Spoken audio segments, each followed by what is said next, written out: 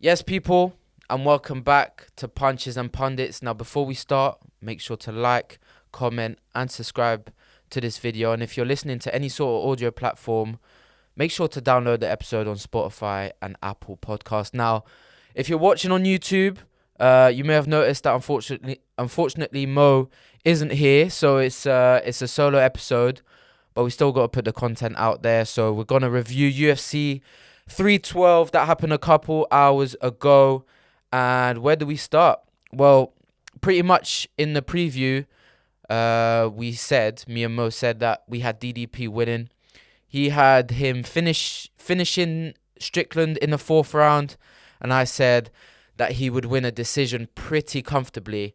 And I must say, I was right. From the first round, from the first minute, it played out exactly how I thought it would. The gulf, I feel like there's a gulf between Strickland and DDP, and even after the fight, Strickland, he takes losses pretty well. He was just like, you whooped my ass, like you dealt with me, and that's what it was. From minute one, Strickland, Strickland doesn't have different styles or different things that he can pull out of his back pocket. There's a way he fights, and it's effective on certain people, and it's just less effective against others. And stylistically, DDP, his output last night was crazy. He was throwing the jab was there, the right hand, and I feel like he was more crisp. Now, the thing is about DDP is, the argument about, he's unorthodox and the way he fights is not that pretty. I feel like the more, and this was one of the points that we said last week, the more he fights, the more he's less reckless, he's tighter with his punches. Someone in the comments on one of the videos said, like the DDP that fought Till, you can't compare both. He's light years ahead of the version of himself that fought the Darren Till. Even the fight that fought Whitaker, he's improving every single time he's there, and he proved yet again that as of today, he is the best middleweight on the planet right now. Won all 5 rounds in my book, made it look very comfortable, shattered Strickland's nose. Now, let's talk about Strickland a little bit. Strickland is one tough guy. I mean, he ate some big punches, and like even back to DDP, his technique, his kicks are fast. His kicks are, they're not telegraphed. His spinning attacks, they landed on Strickland. DDP is not a scrub. I don't know if I have to say it again, and I said that he might not get the credit that he deserves, right? Even after beating Strickland convincingly this time round. And I hope that he does. And now I understand at the end of the tunnel, there's a certain guy that's got crazy amount of hype. And until he beats him, if he beats him, then he might not get the credit that he deserves. But, come on. DDP is right there. And actually, on my way here, I was thinking, right, where does he stand in the pound for pound rankings, I'm looking at the champions. There's some great champions right now. I won't lie to you. I probably have him, it's hard to argue. You got Islam, you got John Jones, you got Alex Pereira. Topuria is a great champion, skill for skill. But, I mean, DDP has defended his belt more times now. And then you got Pantoja, I feel like is very underrated. So, he said he wants to be the pound for pound. DDP said he wants to be the pound for pound #1 fighter in the world. And he wants to go down as the best middleweight ever. Now, if you say it right here, right now, people will say, nah, it's not happening. Anderson Silva, Izzy, they're going to be ahead of him. But if he beats Khamzat Chimaev, I won't lie. We need to start having serious convos about Dricus du Plessis. Serious ones. The type of ones that might be uncomfortable for certain people. Because his resume is becoming very, very, very serious, right? And, he called out. We can move on to that. He called out Alex Pereira. Now, how do I feel about that call out? I like the call out. I think that's a fight that potentially would work for both people. But Khamzat Chimaev against DDP has to happen next. And even Dricus du Plessis said, I have to fight him. But I'm just putting the idea about the Alex Pereira fight, which I don't mind. Now, I got to be honest. That fight between Dricus du Plessis and Khamzat Chimaev will be one of the most anticipated fights of 2025. Without a doubt. You know, last year for me, it was Holloway Topuria. That was the fight that I was really anticipating. DDP against Khamzat is probably and will be one of my most anticipated fights, because as much as people don't want to admit, and I give Khamzat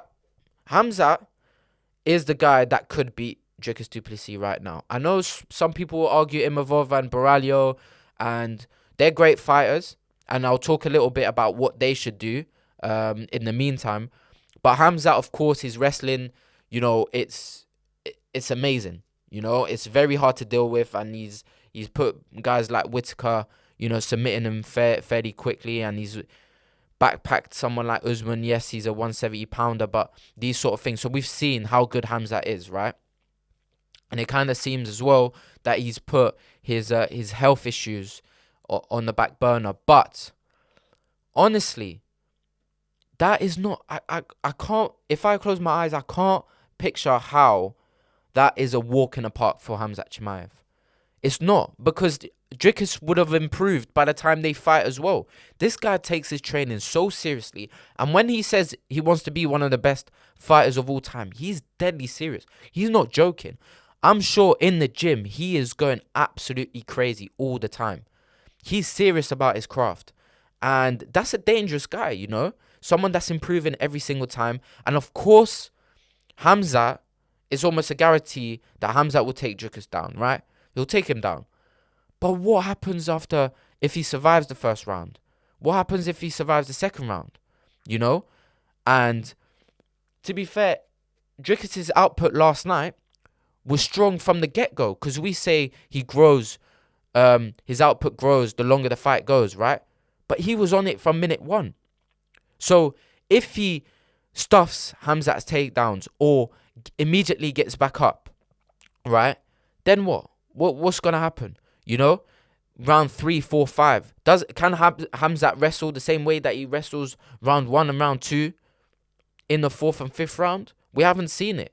You know? And that's very, very difficult to do at the pace and how relentless he is regarding his grappling. So I would be interested to see what the odds are now and closer to the fight. But without a doubt, that's the fight the UFC have to make. They know that. And it's going to be a huge fight. Where they do it, I'd be intrigued. You know, there's questions about Khamzat and where he can fight and where he can't fight. I don't think it'll be Abu Dhabi or Saudi Arabia, for example, unless they give DDP some serious money. But he is the champ. He's the defending champ. So I feel like it could be in the States, where they do that sort of pay-per-view. And hopefully it's not too far away, you know. Hopefully Dricus fights 2 to 3 times and Khamzat, you know, gets a couple fights in. If he beats DDP, then he defends the belt again this year. So hopefully we don't have to wait too long for that. Maybe I'll touch on Sean Strickland and what I think is next for him. Sean Strickland is, you know, he's been a champion. He's in a very difficult situation now. And we've seen this a couple times where if you lose twice to the reigning defending champion, you know, it's hard to make a case for the third fight, you know. It's happened, you know, with Whitaker, for example, when Izzy was champ. Or I can't think of the top of my head, but Yuri Prohaska and Alex Pereira. It's very difficult to make that argument that you deserve a third fight when you've lost twice. Now, the first one was close, but this one, a 5-0 convincing win for DDP. If Dricus remains the champ, I mean, Strickland's going to have to go on one crazy run in the division for for his claim to get another title shot. And I think he knows in his heart of hearts that, you know, maybe, I don't know how old Strickland is, but this was probably his last title opportunity. Because, you know, maybe if Izzy would have become champion again, there could have been a storyline with that because he beat him for the belt. Or Hamzat, you know, Hamzat, if he becomes champion, you know, there's other guys. Imavov's right there. I know that Drick has said that he would like to see Imavov and Borralho fight for the number 1 contender spot, which I understand and I'm all for. I know for me it might be a little bit harsh on Imavov because I feel like he deserves the title shot, but obviously Hamzat is an unbelievable contender, and with the star power that he has, he's going to get the title shot straight away. So an inactivity for a fighter isn't good. So if I'm Imavov, cool. Unfortunately, I deserve this title shot, but if I believe I'm the best in the world, then I fight whoever's there. And Borralho Imavov would be a great fight. High pace, striking, wrestling probably on Borralho's side. And that's a fight that I definitely want to see. Now, someone said that they should make the Strickland Adesanya fight for a fight night and whatnot, a rematch. I don't know where. I mean, Izzy just got knocked out last week, so he's gonna take some time off. And then Strickland, I mean, he's got his nose shattered. His nose. I mean, he was just midway through the fight. He was there, and in the 2 fights against DDP, he's had to deal with a lot of blood. The first fight was a headbutt, and this one, I mean, he completely shattered that nose, you know. And credit to Sean Strickland. I thought he was done. I thought the way walking back, holding your nose like this, it's never a good look. But he handled it. I think he put his nose back into place, which is wild. Yeah. And he continued to fight. And Sean Strickland's a tough guy, man. The only guy to put him to bed was a certain Poatan. A certain Alex Pereira who's got the magic left hook. So the guy's tough, you know. And he deserves all the respect. I know it was funny because throughout the fight week, a lot of the Australian media, I mean, even in the newspapers, they would say, please someone knock this guy out, about Sean Strickland. DDP, God knows DDP tried to knock him out, but he didn't. But a 5-0 victory, convincing, and DDP defends his belt at UFC 312, and he looks good, man. Hopefully we get the Hamzat fight fairly soon. Now, the star performer, the MVP of the night for me, is my favorite female fighter. And actually, forget about female fighter. She might be one of my favorite fighters of all time. A certain Zhang Weili, right? And I want to start off with the fact that she was an underdog last night was so disrespectful. I mean, come on now. Zhang Weili, I mean, her resume is unbelievable. Those 2 losses against Rose Namajunas, they still hurt me till this day. They do. But she is an unbelievable fighter. And I heard she's like 35 now, which, you know, champions that defend their belt at 35, we all know the story. She's 35. But I mean, it was a vintage performance yesterday. Like, Tatiana Suarez arguably won the first round. And even then, right, she had control time, but she didn't do much. She basically didn't do anything. I won't lie. And Zhang Weili finished on top in the first round. But from the second round onwards, oh my goodness. I think it ended, I'm pretty sure it ended around like 14.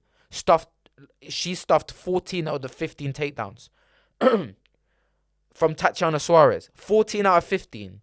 That is ridiculous. People were talking about the gulf in the grappling.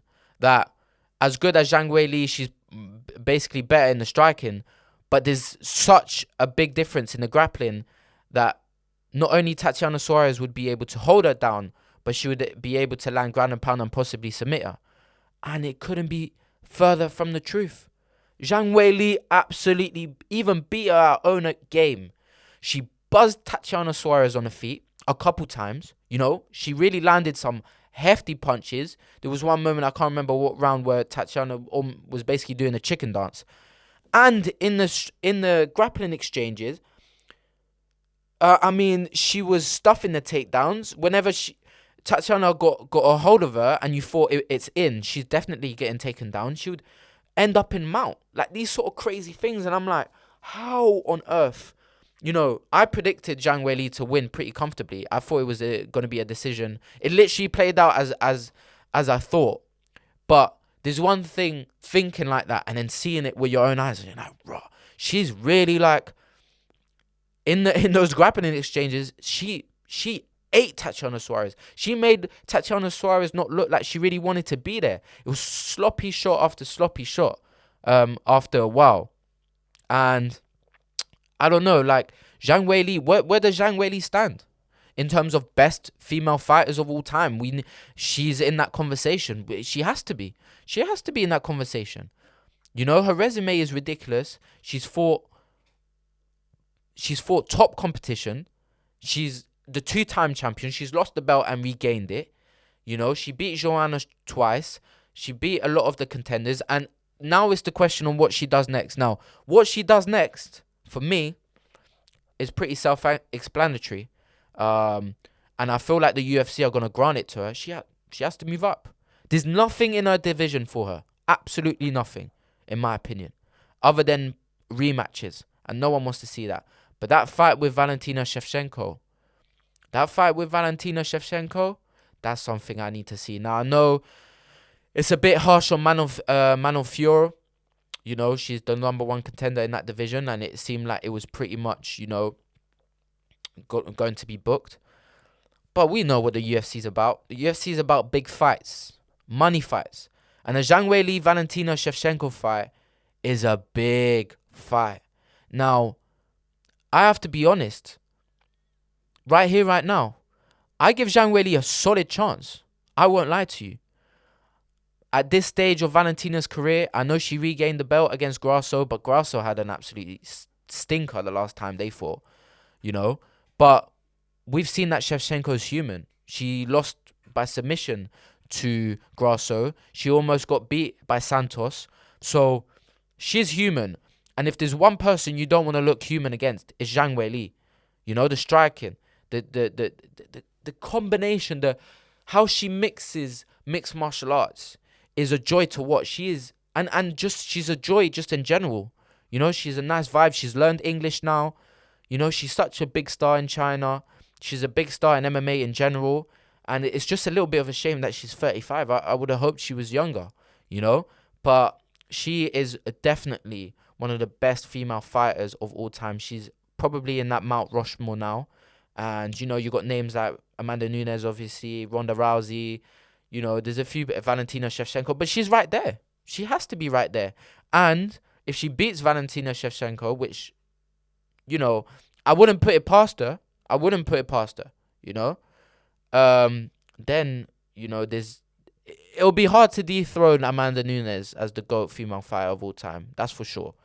And obviously what Ronda Rousey's done for the sport in her breakthrough, it's hard as well. And then Shevchenko, the amount of defenses. But, I mean, what she's done in her UFC run was amazing. And it seems like she's only getting better. And that performance was absolutely amazing. I was astonished at how good she was, even though I predicted it. And like I said, I hope they make the Valentina Shevchenko fight. And even Dana in the press conference said, I mean, I love Weili so much that pretty much whatever she wants, she will get. And I'm pretty sure I saw that in a press conference or in one of the interviews after the fight. She said, I want to move up to flyweight and see what I can do over there. And I think they should grant it. Now, to Tatiana Suarez, it's one of them ones where, first of all, inactivity. Did inactivity play a part? You know, Tatiana doesn't fight often. And often is an understatement, if we're being honest. I mean, her last fight was, 2023? Where she submitted Andrade, I think. You know, we know she's had health issues and whatnot. And on her run to the title as long as it took. It was like, not only is she gonna be a champion, she's gonna be a two-weight champion. She's the female version of Khabib. Like, she just mauls opponents. Like, we've never seen this. And unfortunately, when you don't fight regularly, and this was her first title fight, I don't necessarily think it was a cardio issue last night. I just think Zhang Weili is the better fighter, but she'd never seen a fourth and fifth round, and yeah, inactivity for a fighter to that extent. Like, people will say inactivity is fighting once a year. For her, it's, I mean, the gaps between her fights. I know she's she's like I said, she's been through a lot, but so her last fight before last night was the 5th of August 2023.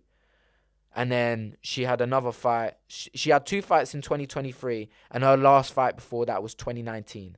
So it's one of them ones where I don't know. Is she going to be able to fight more regularly and build herself up to possibly get in another title shot and say, I wasn't feeling like myself, remind people of the level of prospect she was, and try gain momentum to get in possibly a rematch against Zhang Weili. But right now, there's absolutely no appetite for that whatsoever. I mean, she got handled. Arguably, it could be 5-0. I think it was 4-1 on the majority of the judges' scorecards. But it was convincing, man. It was convincing. And I would be interested to see if Suarez can, get some sort of momentum going and fight a little more regularly than she has been. So that would be interesting to see as well. The rest of the card was good, to be honest. It was all right. I mean, they didn't overstack this one.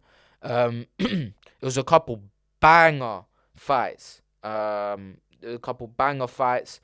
talking point was Teixeira. So Teixeira is a new, and actually me and Mo had this discussion about heavyweights, right? Where they might be so strong in one area and then deficient in the other, right? So they might be really strong strikers and, they might have deficiencies in the grappling, and vice versa, really good grapplers and deficiencies in the striking. Where are the new breed heavyweights, right? Where are they?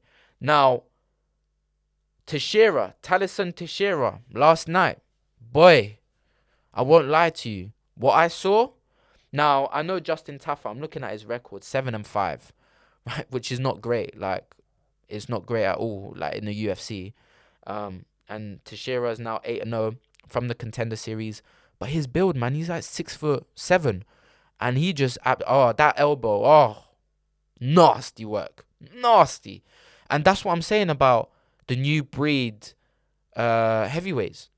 We need more of these guys where, like, they look like they're made in a lab. Because the only one right now that I can think of, right, that's a new breed, the new breed, is Tom Aspinall. And he's at the top of the tree, right? You look at an Almeida, really good grappler, deficiencies in the striking. Curtis Blades, really good grappler, deficiencies in the striking.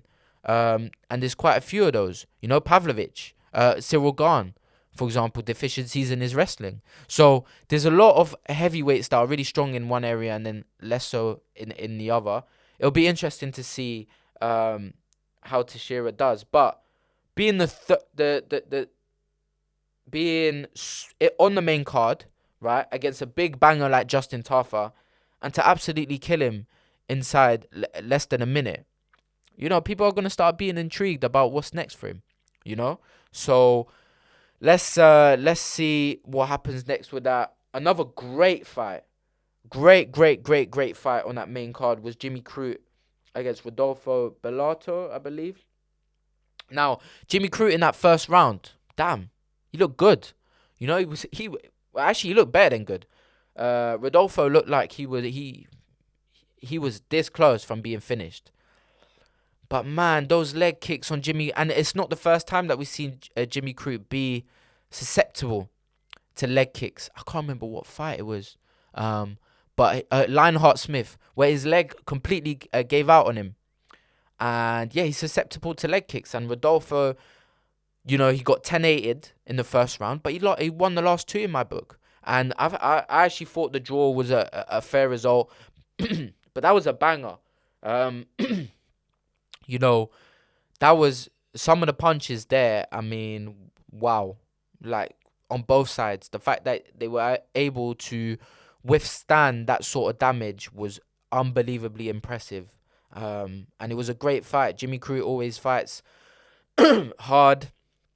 And Rodolfo, he showed un- unbelievable toughness last night. So credit to them. And Jake Matthews, another very strong performance yesterday. Jake Matthews has been someone who's been in the UFC for a while. He's a very good all rounder. Striking, grappling. He didn't have to do much grappling yesterday. Mainly striking, but his striking's crisp, man. He lands, and Prado's a very tough guy as well. He's like a unit, like big head and strong neck. So he's very hard to finish.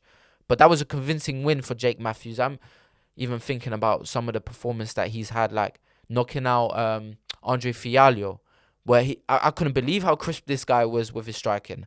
And yesterday he didn't get the finish, Matthews, but it was very convincing. And I think he's a great fighter. He can't be too far from being ranked, in my opinion. When was the last? Is he fighting regularly? When was the last time that he fought? So he lost against Morales. He lost against Morales a decision, and Morales is good. Morales is actually pretty good. So, and he only lost a decision. Matthew Semmelsberger as well, but that was back in 2022. So he only had one fight in 2024. So hopefully he can fight a bit more regularly, and maybe try and break the top 15 this year as well. Another talking point was Topuria. Not Ilya. Alexander Topuria, is that his name? I'm pretty sure that's his name. Yeah. What do I think about that performance? I mean, very crisp striking, no wasted motion, just like his brother. I gotta say, Kobe Thickness, he's like I don't know how I could describe him, but he is always moving, always fidgety, always like that. And even in the commentary, they were like, this is a style that can work, but that means you ain't sitting on your punches. So you're tippy tapping, but you might not get that knockout power that you need through fighting that style. But I thought it was a great fight. I mean, Thickness, his leg at some point, I mean, Topuria was landing some nasty leg kicks, even got a really nice suplex. And looking at Topuria's record, I mean, 6-1 after last night. So he's fairly fresh in the MMA game, And, at the end of the day, obviously everyone wants a finish in their debut, but a solid win. I thought he won pretty comfortably, and I think, Kobe Thickness, I think he thickness. He deserves a UFC contract. I know that he stepped in on short notice, but after last night's performance, I mean, he deserves another shot in the UFC 100%. So hopefully he does get that. Wang Chong. Maybe I'm butchering the names, but I know last time out she was a crazy favorite and she got finished. And she was fighting Bruna Brazil last night as well. I gotta be honest, Wang is, I didn't even know this. They said it in the commentary. She was meant to fight at the Olympics in boxing. So this is the level of striker we're talking about, right? And Brazil just got dealt with, unfortunately. You had the Baralho in her corner saying, you got to do this, got to do that. But Wang, I feel like last performance was a blip.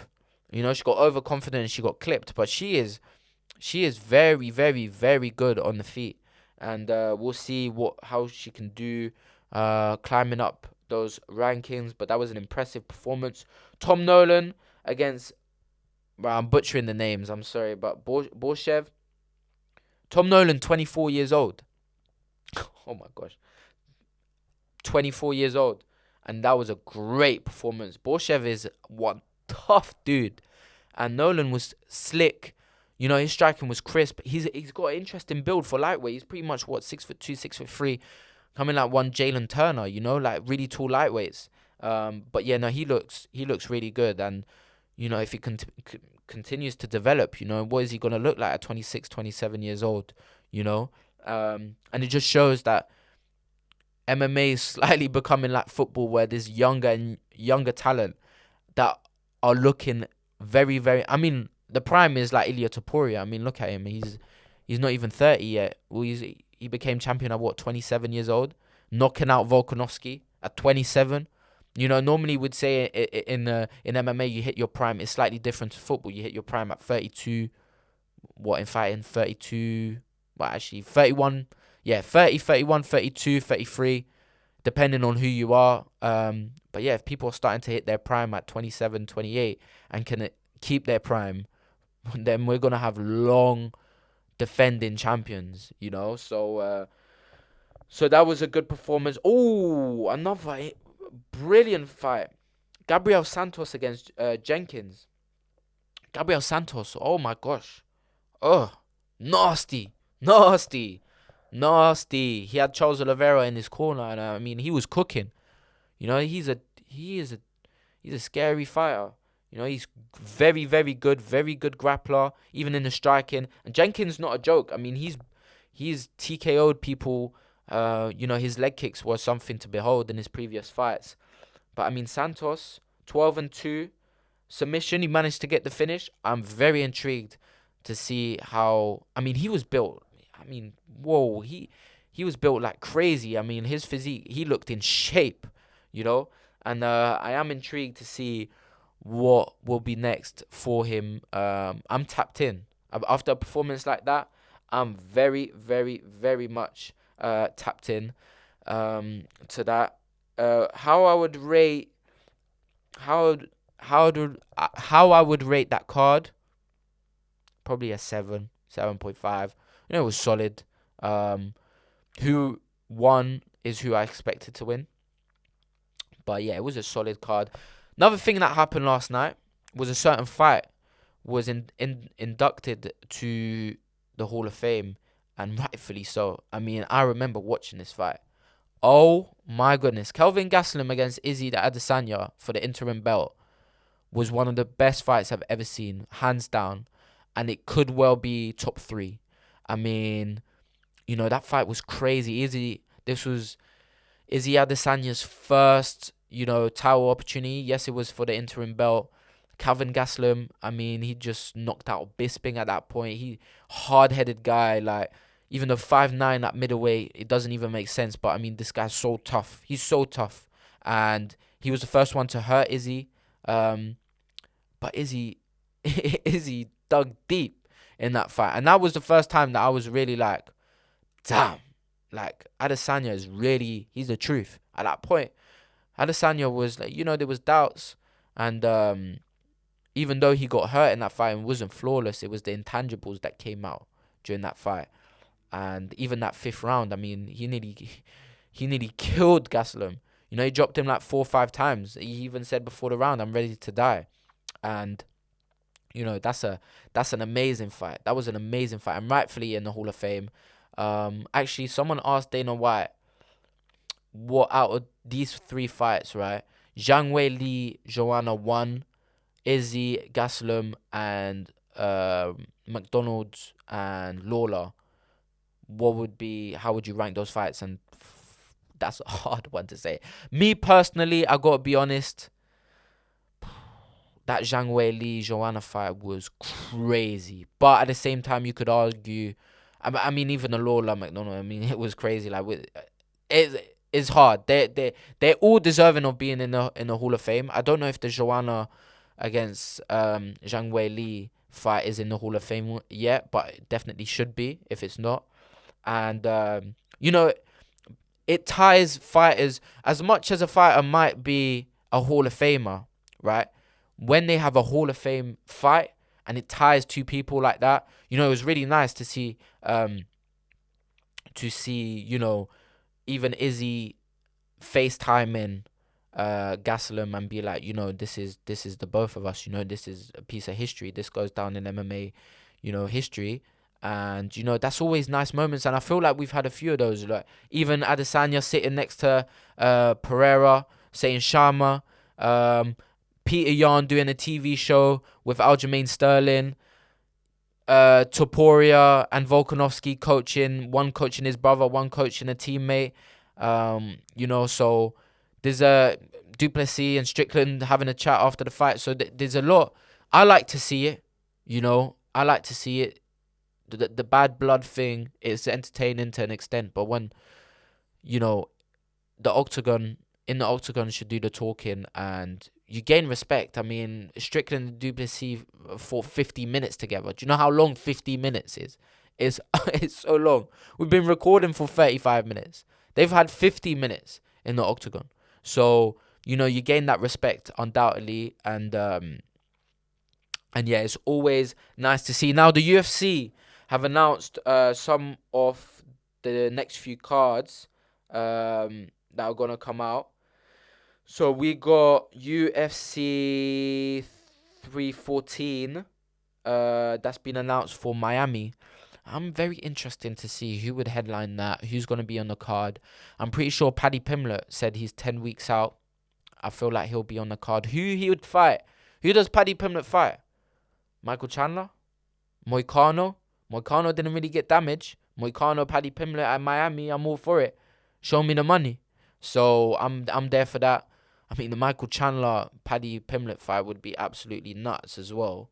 I'm pretty sure Paddy would try grapple, especially with Charles Oliveira showing that, you can grapple Chandler for the majority of the fight and win that way.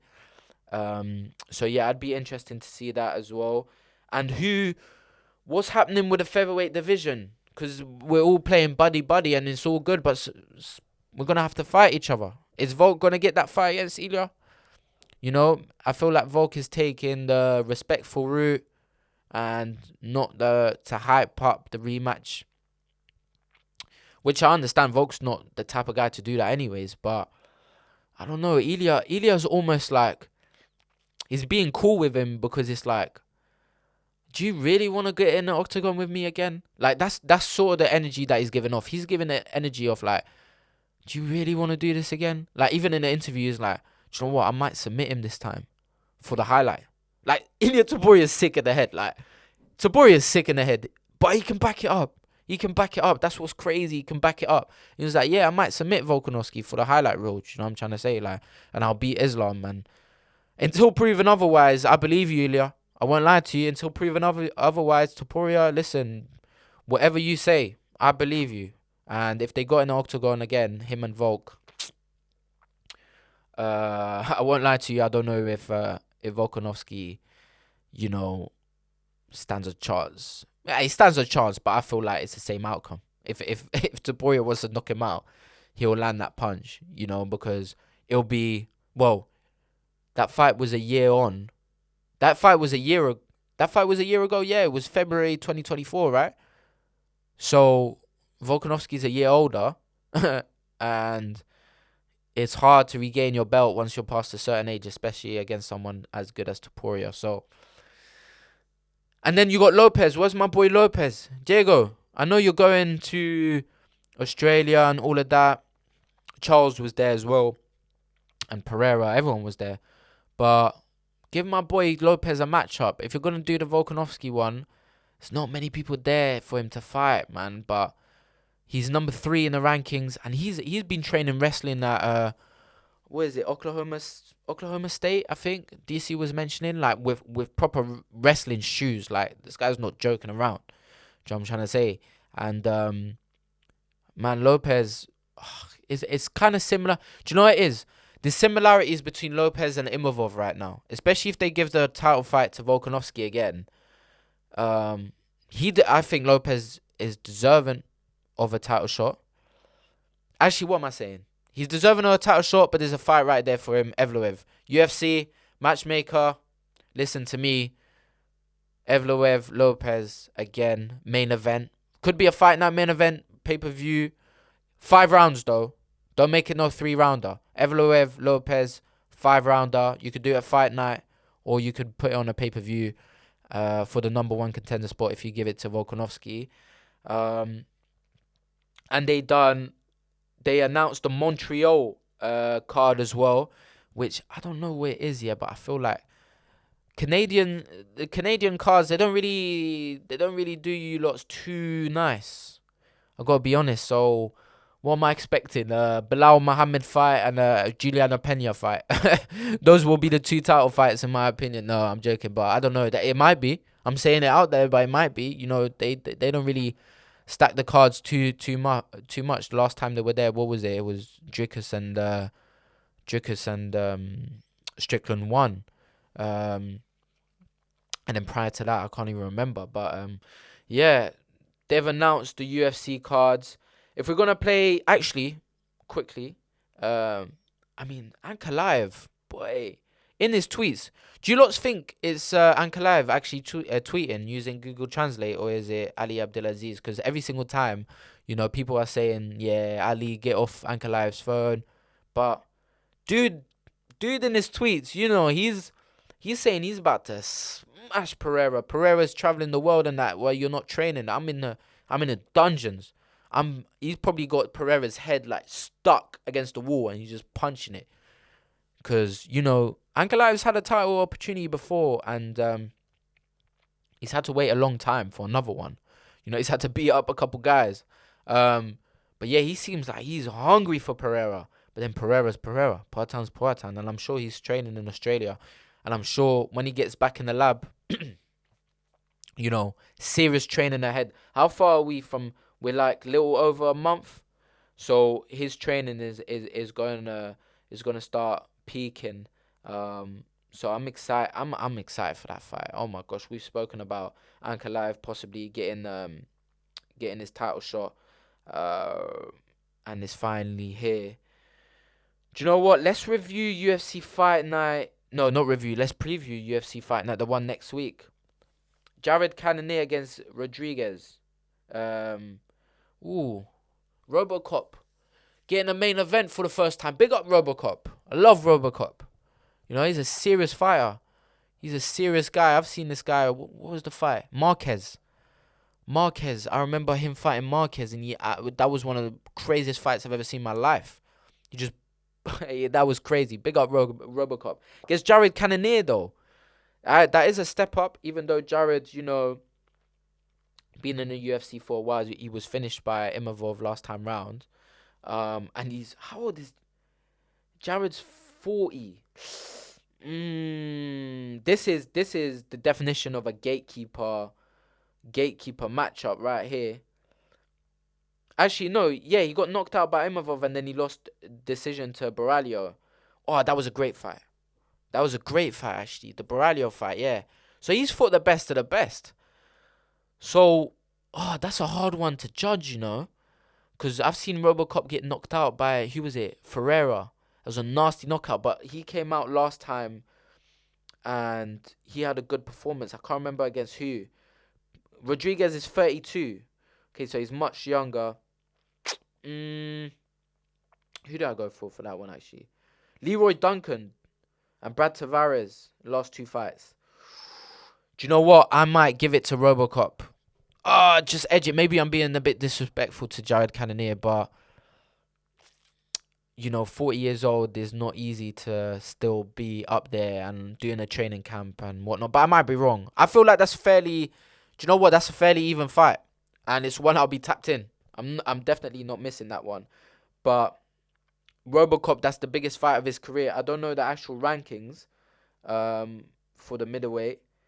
But that means he would definitely break into the middleweight rankings, right? If he's not already. I don't know where Jared Cannonier is in terms of the rankings. But that's the biggest fight for Robocop. So let's see how that goes. Kelvin Kattar is on that card as well. Against Youssef Zalal. Wow. Okay. That's an interesting fight as well. Kattar coming off... Who was his last fight? He didn't look great his last fight, didn't he? I remember he was a bit underwhelming. But that was his first fight coming off the ACL, wasn't it? Oh, he's lost 3 in a row. No, Aljamain Sterling. And that was in April 2024. Wow. How old is Keita now? 36 years old. Yeah, he's getting older as well. And Zalau's been looking good. Zalal has been looking good. So do you favor? It's a step up. Do you know what? This fight night is probably the definition of like the younger guys getting a step up in competition and seeing. So it's kind of like Keita and Cannonier are the gatekeepers and see if they can both take the next step. So it'll be interesting to see. Damn. Jack Shaw submission arm triangle choke. Jack Shaw was really good. I know he's retired. Billy Quarantillo as well. Oh my gosh. Whoa.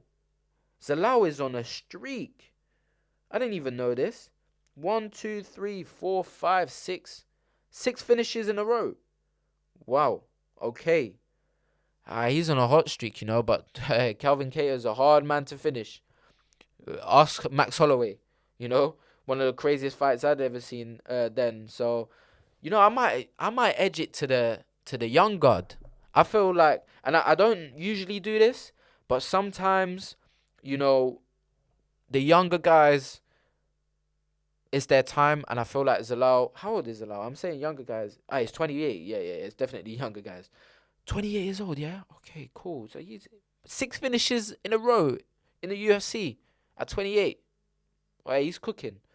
So yeah, I'll probably favor Zalal. Ismail Bonfim against Sadikov. Ooh, good fight as well. Rodolfo Vieira, Pachowski. Okay. There's a few decent fights for a little fight night. Edmund Shabazian. Okay, I'm tapped in for that one. Angela Hill. Okay, cool. Not bad. And then we can preview Henry Cejudo against Song Yadong as well to close it out. Okay. Song Yadong is one of the most underrated fighters. I feel like. Oh, when was it? What was his last fight actually? Song Yadong fought. Let me see right now. Song Yadong. It was Peter Yan, no? Was it? His last loss. Yeah, it was Peter Yan. UFC 299. He looked very good in the first round, and then in the last 2 rounds, he kind of tailed off. But I mean, he's still young. He entered the UFC so young. He's 27 years old. So the UFC are just changing of the guard things, yeah? Cejudo, he's 38 years old. I probably, you know what? This might be one of those cases where like you see, and Cejudo's a great.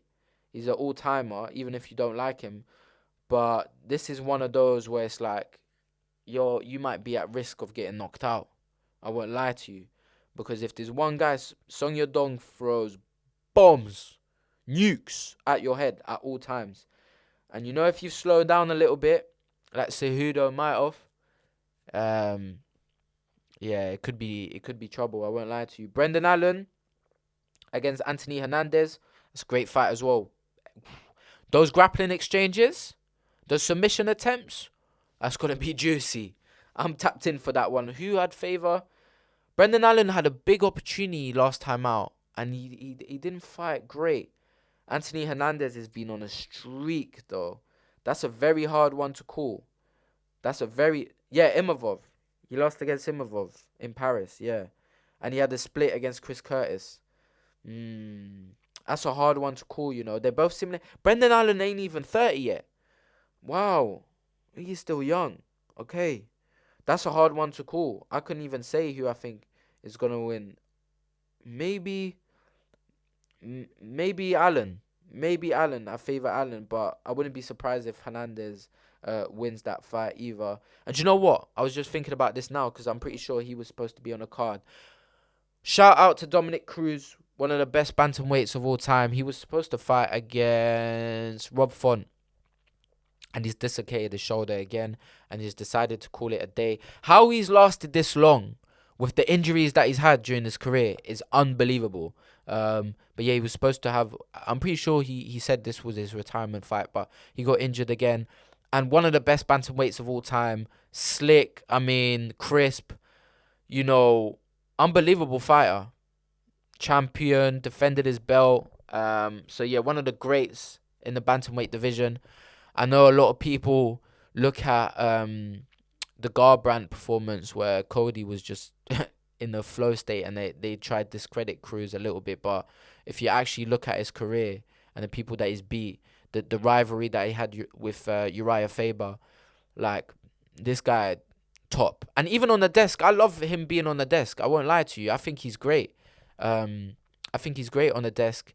Gives insight, technical insight. So I think he's gonna have a great career. And he's been doing that for a while. So I think he'll have a great career in commentating. And yeah, man, shout out to him. But yeah, that's it for today.